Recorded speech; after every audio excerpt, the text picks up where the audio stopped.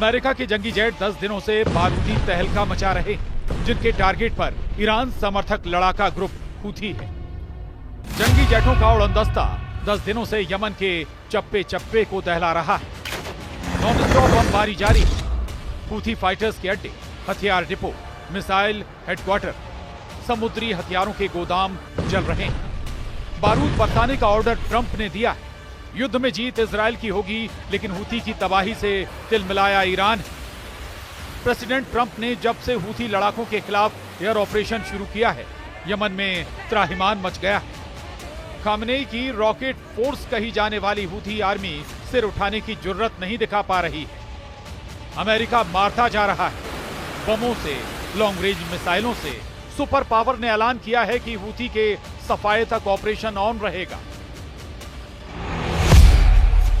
15 मार्च से शुरू हुए अमेरिकी हमले में मुख्य निशाना जिन शहरों को बनाया गया है, ये सभी हूथी फाइटर्स के गढ़ कहे जाते हैं। यूएस एयर फोर्स ने राजधानी सना, सादा शहर, हुदैदा और मारिब में हवाई हमले अंजाम दिए हैं। ट्रंप के राष्ट्रीय सुरक्षा सलाहकार माइक वॉल्ट्स ने दावा किया है कि अमेरिकी हमले में हूथी के 53 कमांडर मारे जा चुके हैं। अमेरिका ने एयर स्ट्राइक में हूथी की रॉकेट फोर्स के टॉप कमांडर को मार डाला है।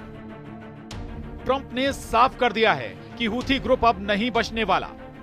लड़ाका ग्रुप पर प्रेसिडेंट इसलिए भड़के हुए हैं क्योंकि उनकी बार बार की वार्निंग को हूथी हल्के में ले रहा था।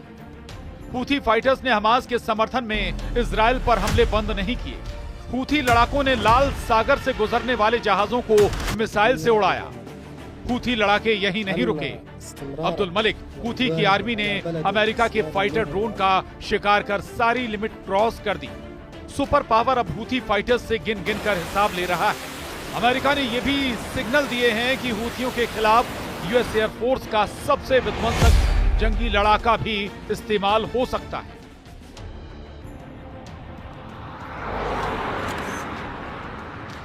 B-52 बॉम्बर ऐसा जंगी लड़ाका है जो अकेले दम से युद्ध का नतीजा तय कर सकता है। बम वर्षक को खासकर ईरान के अंडरग्राउंड हथियार गोदाम को तबाह करने के लिए युद्ध में उतारा जा सकता है। युद्ध का रुख तेजी से बदलता जा रहा है, इसलिए नौबत किसी भी वक्त B-52 बम वर्षक से हमले की आ सकती है।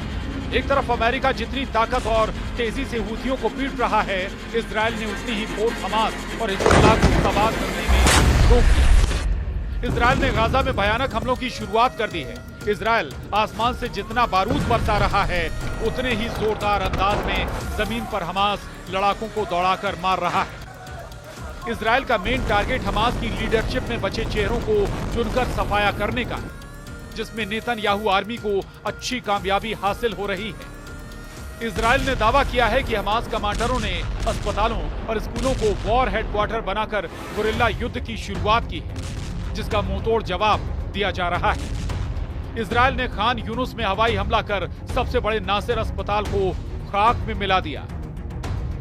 इजराइल की बमबारी में नासिर अस्पताल की सर्जिकल बिल्डिंग ढह गई। न्यूज एजेंसी शोहाब के मुताबिक इजराइल की एयर स्ट्राइक में हमास के पॉलिटिकल ब्यूरो के इस्माइल बरहोम की मौत हो गई। अस्पताल कंपाउंड में अटैक करने की इजराइल ने जानकारी दी है। बताया है कि हमले में एक नहीं कई कमांडर मारे गए, जिनमें गाजा ब्रिगेड का deputy commander Ahmed Salman Hamas भी था। इसके अलावा सेजैया बटालियन के कमांडर जमील ओमर को भी आईडीएफ ने ढेर करने का ऐलान कर दिया है। दक्षिणी गाजा में हमास के प्लानिंग एंड डेवलपमेंट ऑफिस के हेड साला बर्दाविल को भी मार गिराया गया है। गाजा के स्वास्थ्य मंत्रालय ने दावा किया है कि इजराइल के हमलों में अब तक 50,000 से ज्यादा फिलिस्तीनी मारे जा चुके हैं।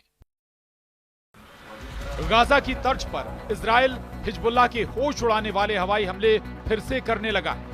ये लेबनान के टायर शहर में नेतन्याहू के बरसाए बमों के बाद की बर्बादी है। युद्ध विराम समझौते के बाद इजराइल ने अब तक की सबसे बड़ी एयर स्ट्राइक कर टायर सिटी को तबाह कर डाला है।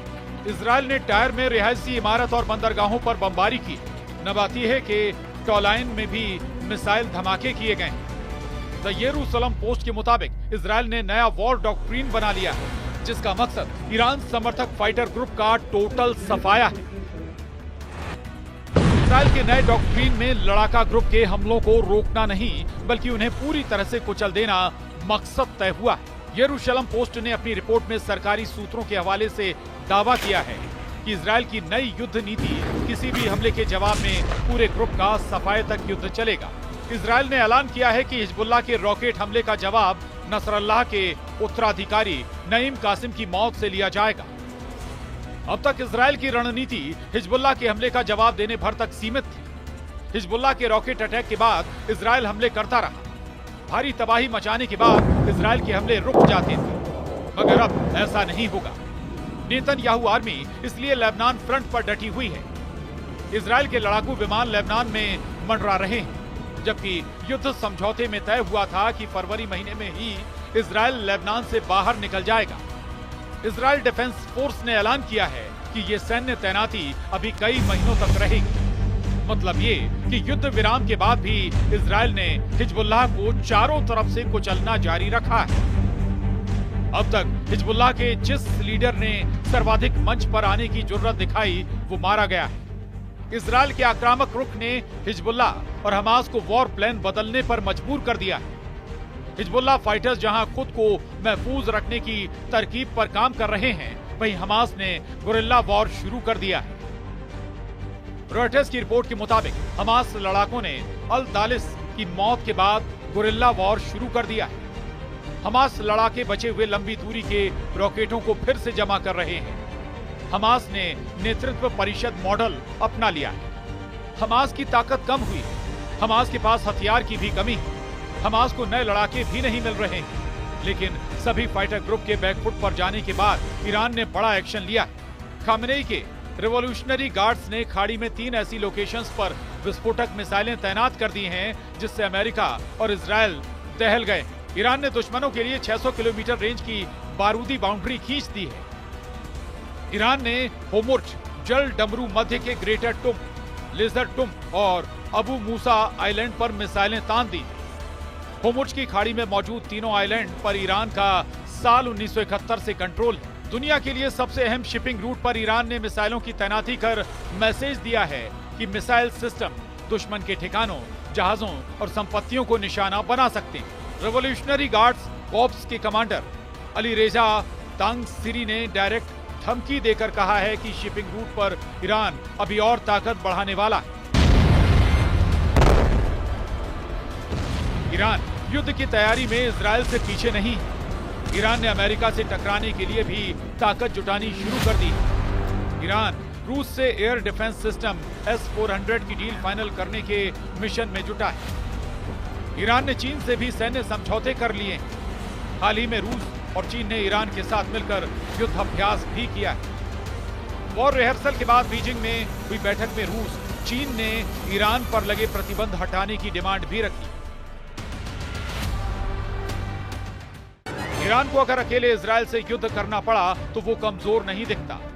ईरान की मिसाइल पावर इजराइल पर भारी, ईरान की सेना भी इजराइल से बड़ी, ईरान की नेवल पावर भी नेतन्याहू के लिए थ्रेट है। मगर फर्क तब आ जाता है जब अमेरिका इस युद्ध में आ जाता है। सुपर पावर के इजराइल का साथ देने पर ईरान की कोई बिसात नहीं बचती। अमेरिका के आगे ईरान का युद्ध में कुछ दिन भी टिके रहना मुमकिन नहीं। जिन देशों से ईरान को युद्ध में मदद की उम्मीद है, उनकी कोई गारंटी भी नहीं। रूस खुद ही एक अंतहीन युद्ध में उलझा हुआ है। पुतिन हथियारों से जो मदद हो सकती है वही ईरान को कर पाएंगे। रही बात चीन की, तो ड्रैगन का रत्ती भर भरोसा ईरान को भी नहीं है। चीन युद्ध की आग में सौदेबाजी कर मुनाफा वसूली के लिए कुख्यात है। चीन के हथियार युद्ध में कितने कारगर हैं, इसे भी आजमाया नहीं गया है। चीन युद्ध अभ्यास के नाम पर जो बारूद की बर्बादी करता रहता है, उनसे किसी युद्ध के नतीजे निकल सकते हैं, इस पर संदेह जताया जाता है। ऐसे में ईरान के बचने का एक ही रास्ता है, वो है एटमी हथियार। ईरान अमेरिका से टक्कर लेने की जुर्रत तभी जुटा सकता है जब वो एटम बमों से लैस हो। न्यूक्लियर हथियारों का जखीरा भी 10 से 20 बमों का ना हो।